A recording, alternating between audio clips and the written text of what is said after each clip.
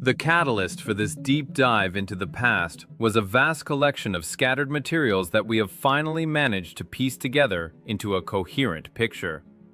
We are talking about the grand phenomenon of industrial exhibitions, which were held with enviable regularity in many countries throughout the 19th and very early 20th centuries. The Russian Empire was no exception. Such events were organized there constantly, demonstrating the highest level of technical and cultural development. However, this process came to an abrupt halt. In Russia, exhibitions were held right up until 1917, after which, for obvious historical reasons, they ceased. But the most surprising fact lies elsewhere, in other states and even on other continents. Under completely different political systems, this tradition was also interrupted almost synchronously, with only a slight delay in time. There are definitely implicit cause and effect links here, pointing to the global nature of these changes. It would seem that with such a scale of events, covering Europe, both Americas, Asia, and Africa, an incredible amount of visual evidence should remain. But when trying to delve deeper into the topic, researchers encounter a paradoxical situation. On domestic resources, photo catalogs of these events are practically non-existent in the public domain, while digitized text reports and dry statistics exist in unimaginable numbers. Foreign archives appear slightly better stocked, and it is there that unique materials occasionally surface, including those regarding Russia of that time, which in itself raises many questions about the preservation of historical memory. To solve this riddle, we must turn to the center of the world's exhibition life of that period: Paris. It was the Universal Expositions in France that set the tone for global development, from art to the military industry, and participation in them was considered mandatory for any country wishing to remain at the vanguard of progress. The main action unfolded in the monumental palace of the Champ de Mars. Today, this building does not exist, which is an extremely strange fact for thrifty Europe, as such structures are usually guarded like the apple of one's eye. If we analyze historical images of the Champ de Mars development from that time, a completely different view of familiar landmarks opens up. The Eiffel Tower, which we are used to seeing as a standalone object, looked different in 1900. Unintelligible, spherical elements were fixed to its load-bearing parts, and the structure was adorned with a massive arched cornice featuring lamps.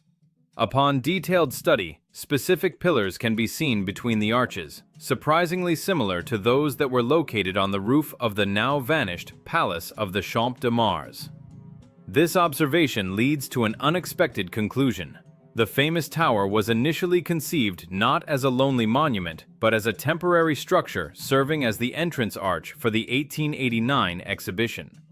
It formed a single architectural and likely engineering ensemble with the palace. By all appearances, these objects were united into a common network. The disappearance of the Palace of the Champ de Mars and the subsequent modification of the Eiffel Tower are closely linked. When the main complex was dismantled, the complex cornice on the tower became functionally useless and was replaced by a simplified decorative structure, and the mysterious elements vanished. However, the most interesting object for research remains the Palace of Machines, another colossal structure that has not survived to this day. It was here that the advanced achievements of world mechanical engineering were concentrated, and it is here, among giant mechanisms and steam boilers, that archival footage reveals details that do not fit into the official version of technical history. Amidst heavy industry and machine tools, for some reason, there were many objects resembling miniature cult structures. Inside these little churches, complex mechanisms are visible, which completely changes the understanding of their purpose. In the background of one of the exhibition complexes, a strange structure resembling a water tower can be noticed, but its execution casts doubt on such primitive use. For a water pump in that climatic zone, this would have been too bold and impractical a solution, which would have ceased to function at the first frost. Most likely, this was a modernized, domed structure that in some way acted upon those very pillars located on the roofs of neighboring buildings. It is possible that this system had a direct connection with the elements on the cornice of the Eiffel Tower, creating a single energy field, the nature of which we have yet to unravel. An inexplicable situation surrounds the documentary heritage of that era.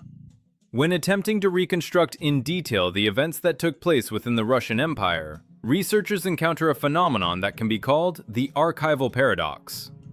A colossal volume of digitized information is available in the public domain. Text reports, statistical summaries, detailed catalogs of participants, and lists of medal winners. These documents are riddled with numbers, names of engineers, company names, and descriptions of pavilions. It would seem the bureaucratic machine worked flawlessly, recording every step. However, when it comes to visual confirmation, photographs, blueprints, schematics, an information vacuum arises. It is practically impossible to find high-quality photo catalogs of industrial exhibitions of that time on domestic resources. One gets the impression that a certain unspoken filter exists. Text, as a carrier of abstract information, was preserved, while images, capable of conveying details of technologies and the real appearance of devices, were subjected to systematic removal. After all, it is the visual aspect that carries information that cannot be faked or interpreted ambiguously in a dry report. Text can be rewritten, numbers adjusted, but a photograph of a complex unit with an operating principle incomprehensible to a modern engineer becomes dangerous evidence. This absence of illustrations against the backdrop of giant text arrays looks not like an accidental loss, but as the result of a deliberate cleanup of history. The situation only begins to clarify when turning to foreign sources. In the archives of other countries, the picture looks different. Far more visual materials have been preserved there, and, paradoxically, it is in foreign catalogs that rare snapshots of Russian expositions surface. An absurd situation arises. To see what the achievements of domestic industry looked like in the late 19th century, one must search for their traces in the Library of Congress in the USA or the National Archives of France. This strange distribution of information suggests that the process of oblivion was controlled not just locally, but had specific geographical features, where some regions were scrubbed more thoroughly than others. To understand the true scale and level of technology of that time, it is necessary to shift focus to where the concentration of engineering thought reached its peak. At the end of the 19th century, such a center was, undoubtedly, Paris. It was the Universal Expositions held in the French capital in 1889 and 1900 that became the apotheosis of the technical development of civilization. These were not just fairs, but a demonstration of the power of a unified global progress, where participating countries, including Russia, competed in the grandeur of their pavilions and the boldness of engineering solutions. Paris set trends that were instantly picked up around the world, from architectural styles to principles of energy supply. The main arena for these events was the Champ de Mars. If we study old plans and engravings, it becomes obvious that the organization of the space differed radically from the modern one. The central place was occupied by the majestic palace of the Champ de Mars, a monumental structure intended to demonstrate the greatness of human genius. However, today not a trace remains of this palace. For European culture, which usually treats the preservation of its architectural heritage with trepidation, the complete destruction of such a significant object looks extremely suspicious. In the place where the walls of the palace once towered, there is now emptiness or completely different development, having nothing in common with past grandeur. But the disappearance of the palace is only part of the puzzle. The main oddity lies in how this palace interacted with the surrounding space. When analyzing panoramic views of that time, attention is inevitably drawn to the dominant feature of Paris, which became its symbol. However, the silhouette of the famous tower familiar to us has significant differences in old images that cannot be written off as artistic fiction or the quality of photography. The structure we know today looks like a cropped or simplified version of that complex engineering complex that existed at the turn of the century. The question arises, do we really understand the true purpose of this structure, or is its modern appearance merely a frame, stripped of its main functional filling?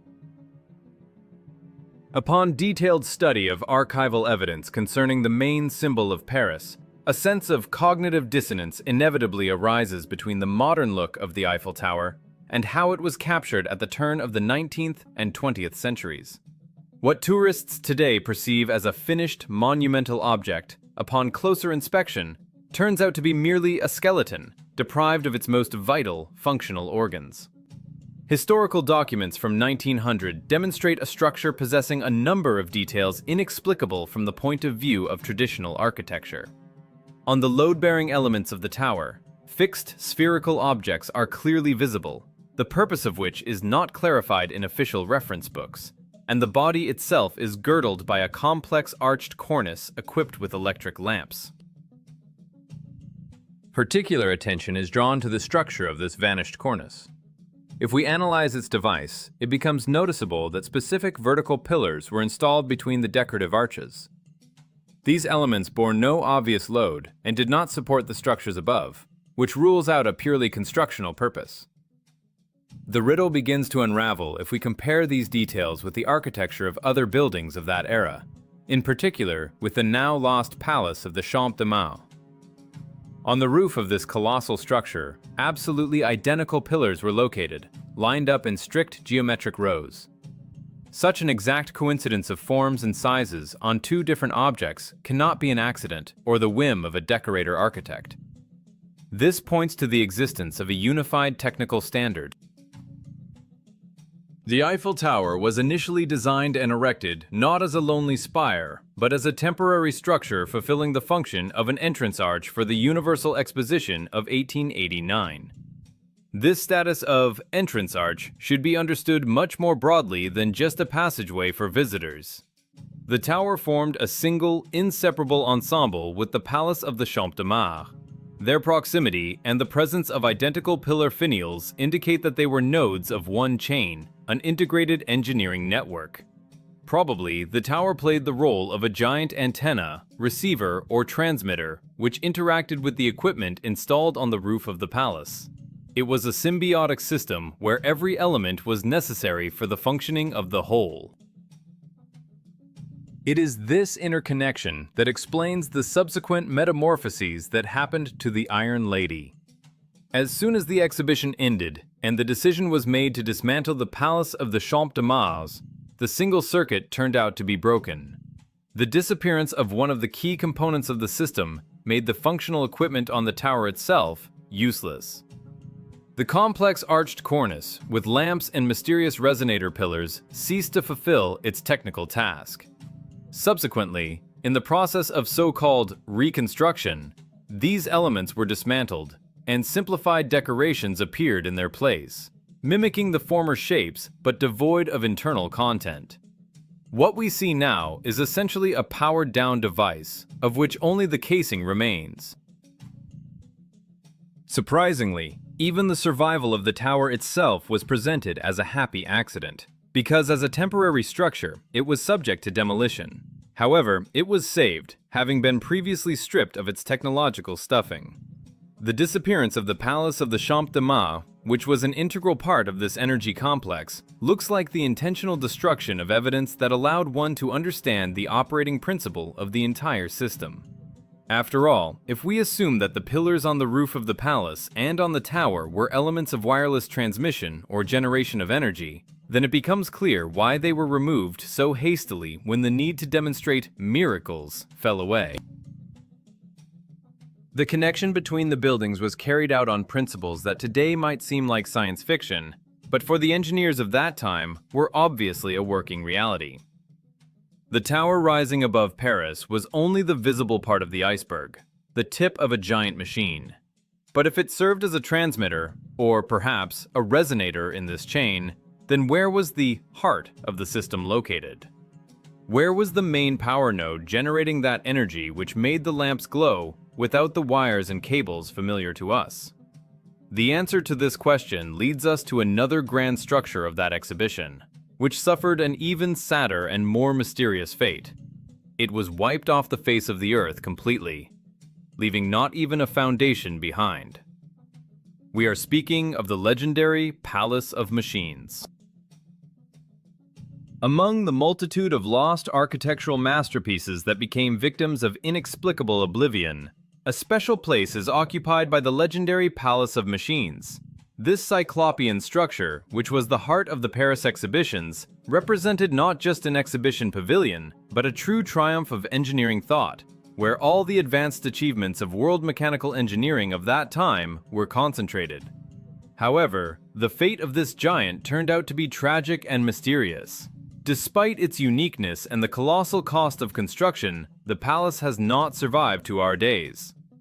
For pragmatic and thrifty Europe, such wastefulness, the demolition of a fully functional and majestic building, looks, to say the least, like a strange phenomenon. The fact remains, the space where the pinnacle of human technical progress was demonstrated was cleared to zero, as if someone were trying to hide not only the structure itself, but also the principles embedded in its design. When analyzing surviving images of the exterior of this complex, researchers discovered details that categorically do not fit into the official historical narrative. In the background, in immediate proximity to the main buildings, one can notice a tall structure, which in traditional descriptions is often classified as a water tower or water pump. However, upon careful examination of the engineering features of this object, this version begins to crumble. The structure looks too open work and complex for a utilitarian water reservoir. Moreover, for the climatic conditions of the region, such a solution would be extremely risky. In the winter period, at sub-zero temperatures, an open water supply system of such configuration would inevitably fail, turning into a block of ice. The technical inexpediency of a water tower forces us to seek other explanations for its presence in the center of a technological exhibition. Most likely, we are dealing with a certain modernized domed structure, the shape of which was dictated not by aesthetics, but by physical laws. A dome, crowned with a spire, in the context of alternative energy, is viewed as a concentrator or receiver of vibrations. There is a hypothesis that this object in some way acted upon the vertical pillars located in rows on the roof of the building standing in front. If we consider the architectural ensemble as a single schematic, then the water tower could fulfill the role of a field generator or signal amplifier, which was transmitted to the receiving elements of the roof. This assumption completely changes the view on the architecture of the late 19th century. What we are used to considering decorative excesses, spires, domes, colonnades on roofs, could actually be components of a complex wireless energy system. In this logic, the connection between various objects of the exhibition becomes clear. If the Palace of Machines and neighboring pavilions were saturated with equipment requiring energy, and the power lines familiar to us are not observed in the necessary volume in photographs of that time, it means energy arrived in a different way. The domed structure in the background, interacting with atmospheric electricity or the etheric field, could broadcast potential to the pillar antennas installed on roofs and cornices.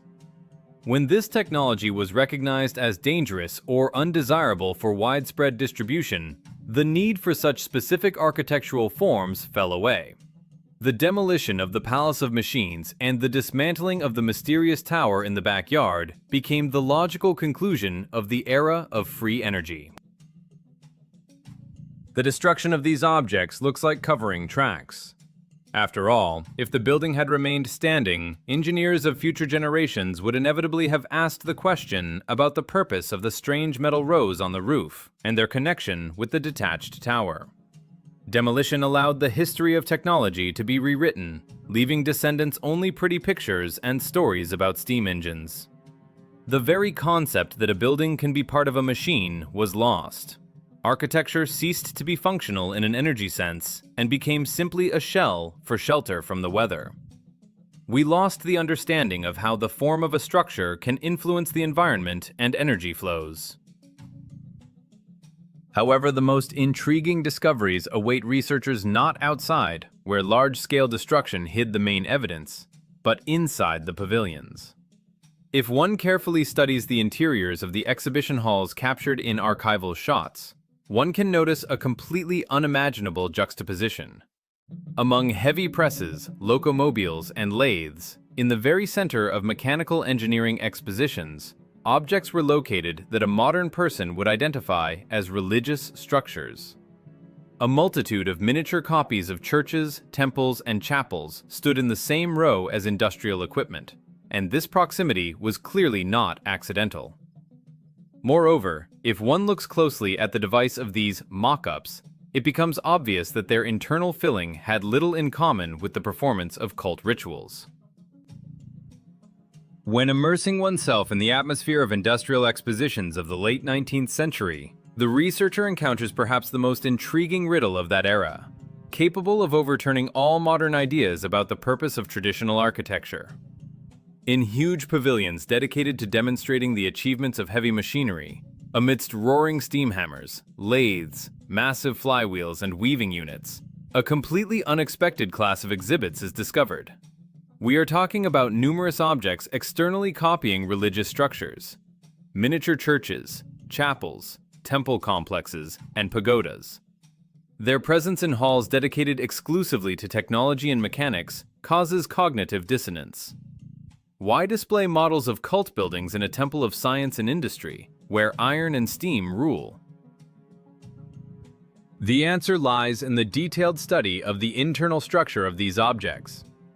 Upon closer inspection, it becomes obvious that before us are not architectural models intended to demonstrate the skill of architects.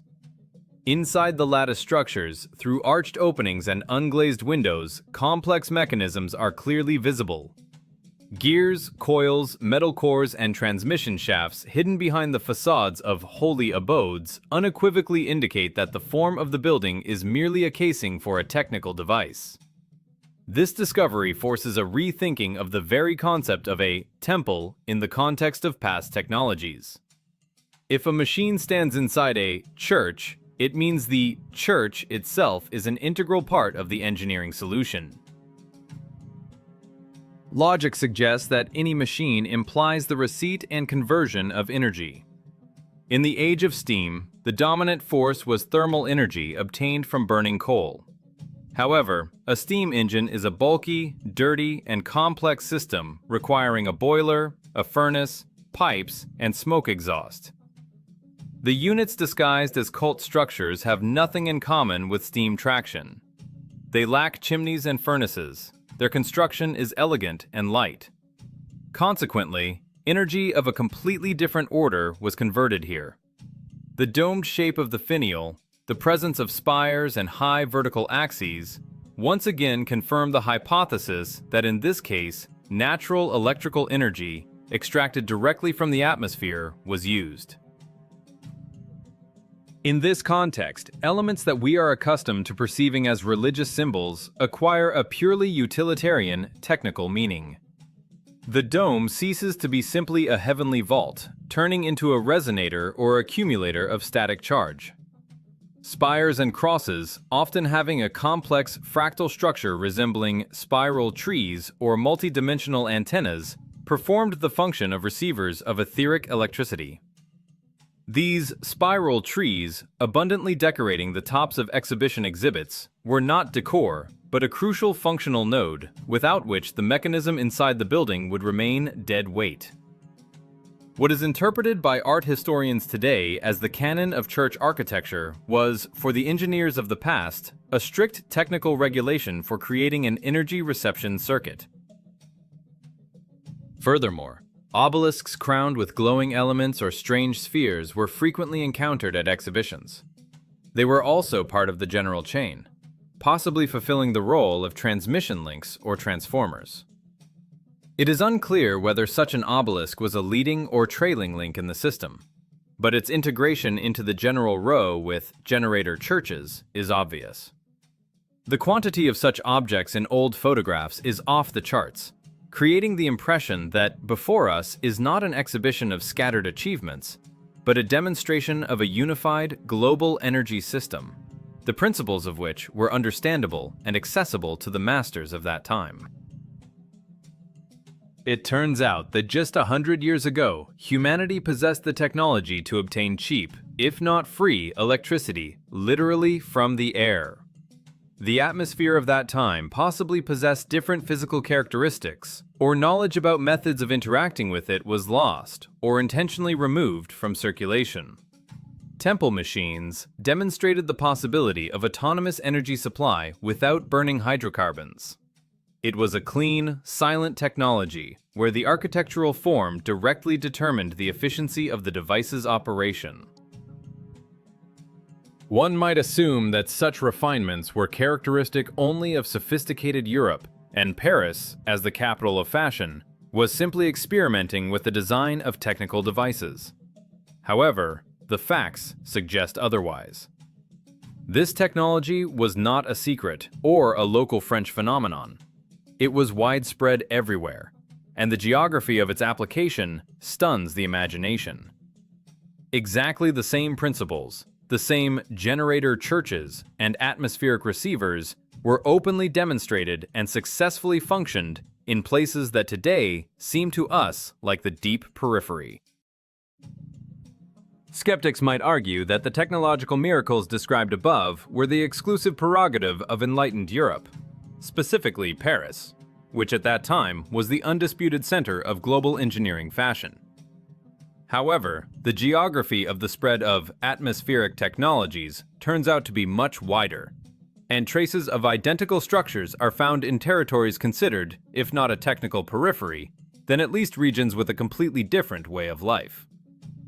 If we transport ourselves thousands of kilometers to the east, to the Russian Empire, we see a picture that mirrors the Parisian reality, confirming the global nature of the lost knowledge. Even in remote corners of the empire, such as Blagoveshchensk, events were held demonstrating the same level of technical equipment. At the Amur Primoria exhibition of 1898, in a city that seemed like the end of the world to a capital resident of that time, pavilions were erected whose architecture raises a mass of questions today. Studying surviving evidence of this event, one can discover the very same mysterious spires, resembling miniature churches or chapels. However, their location and shape leave no doubt as to their utilitarian purpose. These were complex engineering structures, crowned with specific spiral-shaped elements resembling trees. These spirals, by all appearances, perform the role of receiving antennas or resonators. It is hard to imagine that in the harsh climate of the Far East, in conditions far from European comfort, engineers would spend resources on creating such complex decorations if they did not carry a functional load. A machine disguised as an architectural object implies the receipt of mechanical or electrical energy through the conversion of an external field. And if in Paris this could be written off as the whims of designers, then in Blagoveshchensk, where pragmatism came first, the presence of such devices suggests that obtaining energy from the atmosphere was a mundane, routine technology available even in the provinces. However, the true scale of Russian participation in this global energy network is revealed in Nizhny Novgorod. The famous Nizhny Novgorod Fair, in its respectability, scope, and technical level, was in no way inferior, and in some aspects even surpassed, the Paris Universal Expositions. It was a real city within a city, the commercial and industrial heart of the empire, where million-ruble deals were closed and advanced achievements were demonstrated. The architectural ensemble of the fair represented a highly complex system saturated with the same elements as the Palace of the Champ de Mars. The main pavilions of Nizhny Novgorod were dotted with rows of vertical pillars and spires. These elements, like their French counterparts, were not simply roof decorations. In these pillars lay the secret of autonomous lighting and power supply for the entire complex. There is a well-founded assumption that inside these structures were capsules with a certain substance or gas, which, under the influence of the atmospheric field, began to glow or initiated the ionization process necessary for the operation of gas discharge lamps. That is why the night illumination of the Nizhny Novgorod Fair amazed contemporaries with its magnificence and brightness, while not requiring the bulky infrastructure necessary for traditional incandescent lamps. Today, not a trace remains of this splendor. The fate of the Nizhny Novgorod Fair turned out to be just as sad as the fate of the Parisian palaces. On the site of the grandiose complex, which could have become a monument to world architecture and engineering, in the Kanavinsky district of the city of Nizhny Novgorod, there was simply a wasteland for a long time. Despite regular conversations in the mass media about reviving the fair, about returning its former status, reality looks depressing. Even if modern builders decide to recreate the external contours of the buildings, it will be merely an empty shell, a cargo cult. It is impossible to recreate the true essence of the fair because the technology is lost. No one will build functioning generator churches anymore. No one will install functional accumulator pillars on roofs because the very knowledge of their operating principles is under an unspoken but strictest ban. This decision was made not at the level of city architects, but at the global level of managing the development of civilization. What was destroyed in Nizhny Novgorod is not just brick walls. It is part of a unified world system of free energy that was dismantled everywhere. The wasteland on the site of the fair is a symbol of the void formed in our technical history, a gap in memory that modern surrogates fail to fill. Technologies that allowed obtaining cheap energy 100 years ago were forgotten not by accident, but were intentionally erased, leaving us with wires and meters. Where did all this heritage disappear to? Why did methods that were openly used before the eyes of millions suddenly become taboo? The answer to this question requires understanding what happened to the source of this energy itself, and why humanity was forcibly moved to different tracks of development.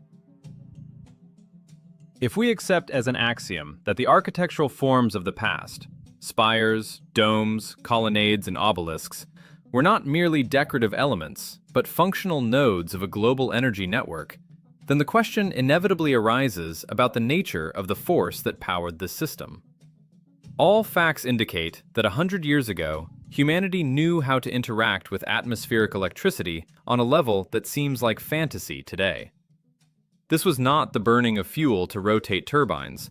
It was a process of direct extraction of potential from the environment. We can assume that the planet's atmosphere itself at that time possessed different physical-chemical properties, was more saturated and conductive, which allowed energy to be obtained literally out of thin air, using resonant circuits, the role of which was played by temple complexes and exhibition pavilions. In this light, the figure of Nikola Tesla, whom official science is accustomed to viewing as a phenomenon of a brilliant loner ahead of his time, acquires a completely different meaning. It is quite likely that Tesla was not so much a discoverer of unknown horizons as the last keeper of a passing era, a man who was allowed to openly use ancient, previously generally known technologies during their twilight. His famous Wardenclyffe Tower strikingly resembles those very structures that stood en masse at industrial exhibitions in Paris, Chicago, and Nizhny Novgorod. Perhaps Tesla was trying to adapt old principles of etheric energetics to new conditions. Or maybe he was the only one allowed to demonstrate these capabilities while the global puppeteers decided the fate of the energy future of civilization. However, after Tesla's death, or rather at a certain historical moment in the early 20th century, a sharp paradigm shift occurred. Technologies that allowed obtaining energy without wires and meters were thoroughly purged. There is a hypothesis that this could be related to global changes in the Earth's atmosphere, some natural cataclysm that caused the etheric field to weaken and old resonators ceased to function. But the version of an artificial ban looks more plausible and cynical. Wireless energy is impossible to control. It cannot be sold by tariff. A meter cannot be installed on it. For emerging transnational corporations and financial elites, such technology represented an existential threat. That is why the bet was placed on hydrocarbons and wired current transmission. This created the consumer's dependence on the supplier, allowed building hierarchical systems of resource and capital management. Certain powerful forces decided to dismantle the old world not only physically by demolishing palaces and melting down equipment, but also mentally. A giant machine for rewriting history and physics was launched. Knowledge about obtaining cheap energy was declared heresy or pseudoscience, and equipment was destroyed or hidden in closed vaults. We, the descendants, were left only a truncated version of reality, where electricity is obtained by hard labor and costs money.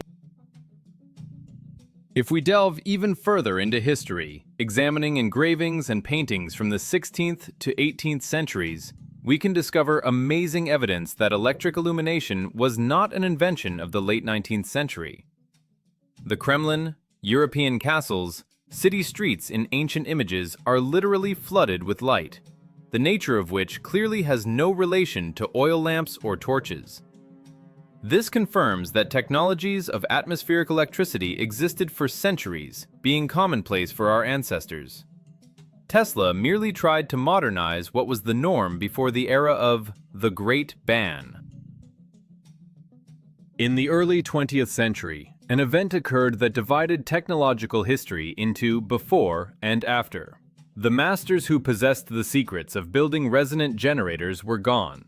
Blueprints vanished, and physics textbooks were rewritten for new generations who were destined to live in a world of wires and sockets. A global mass deception occurred, calculated for 5 generations ahead, and today we live inside this artificially created matrix. The destruction of exhibition pavilions was an act of final cleanup of evidence. A global governing force placed a veto on free energy, directing civilization along the path of burning subsoil resources, which guaranteed control and profit. Proof of this forced change in the technological order lies on the surface. One only has to analyze how sharply the appearance of those same industrial exhibitions changed just a few years after the described events. The difference between expositions before 1917 and after 1920 is so striking that it is impossible not to notice. It was already a completely different world, devoid of the magic of the engineering genius of the past. To be finally convinced that the global change in the technological order was not natural evolution, but a forced demolition, it is sufficient to turn to documentary evidence dating to the period after 1920. The contrast between the eras before and after is striking and causes a sensation of deep, systemic degradation. If we look at archival materials of Parisian exhibition halls from 1923, a completely different world appears before us. The sensation of lightness and etheric saturation of space has disappeared. In place of the majestic temples of science and mysterious resonant structures came utilitarian, heavy everydayness, which became our reality for a century to come. The first thing that catches the eye when analyzing this new world is the change in the character of lighting. Instead of flooding shadowless radiance, the nature of which was hidden in architectural forms, we see dismal strings of incandescent electric bulbs suspended on crude wires. This web of wires became the symbol of the new era, the era of control and metering. Light ceased to be a property of space initiated by domes and spires. It became a commodity delivered in doses through a cable. Such lighting looks dim, dead, and artificial compared to the illumination captured in shots from the late 19th century. The architecture of pavilions also underwent cardinal changes, turning into a kind of cargo cult. Pillars and columns, which were previously functional elements of the energy system, remained in building designs but lost their essence. In buildings of the 1920s, they are present exclusively as a decorative element. Upon detailed examination, it is visible that bulbs with working substances are no longer attached to their bases, waveguides are not connected, and complex finials are absent. It is simply stone and plaster, mimicking the shape of ancient devices, but devoid of their content. architects of the new time continued to copy external features, no longer understanding why these elements were needed initially, other than for beauty.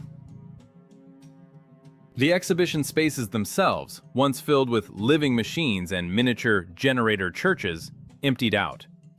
Those very mysterious units, inside of which fuel-free mechanisms were hidden, vanished without a trace.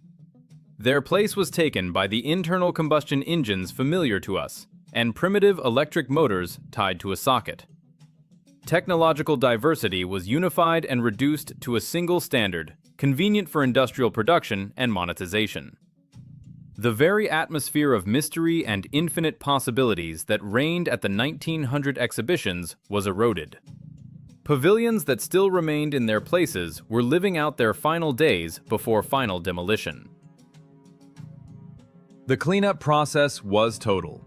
All buildings forming the unified resident network, from palaces in Paris to complexes in Nizhny Novgorod, were condemned to destruction. They were demolished with amazing haste, leaving no stone unturned, as if they feared someone might unravel the secret of their device. This was not urban reconstruction, but the erasure of memory. Not just walls were destroyed, but material proof of the existence of an alternative branch of civilization's development. We were left only a hollowed-out history, where progress moves linearly from the torch to the light bulb, and where there is no place for technologies capable of making humanity free from the resource needle. We live in a world built on the ruins of a more developed culture that we do not even remember. The old world was dismantled, its technologies declared impossible, and its achievements attributed to science fiction writers. However, despite all the efforts of the censors of the past, some artifacts still slip through the sieve of oblivion, stumping researchers. In concluding this investigation, I would like to draw attention to one unique document accidentally preserved in a mass of sorted archives. An old photograph from one of the exhibitions captures a unit, the design of which defies classification from the point of view of modern engineering. It is a complex device, devoid of the usual pistons, furnaces, or electrical windings, but clearly performing an important function. Its shape, combining crystal geometry and rotational mechanics, hints at operating principles that we have lost completely today. Looking at this object, one can only ask a question that perhaps no one is left to answer. Do you know what this is? Or have we sunk so deep into the illusion imposed on us that we have finally forgotten our real past, ceasing to recognize the tools our great-grandfathers possessed? This silent witness of a bygone era serves as a reminder of how much was lost and how little we know about the real history of technical progress.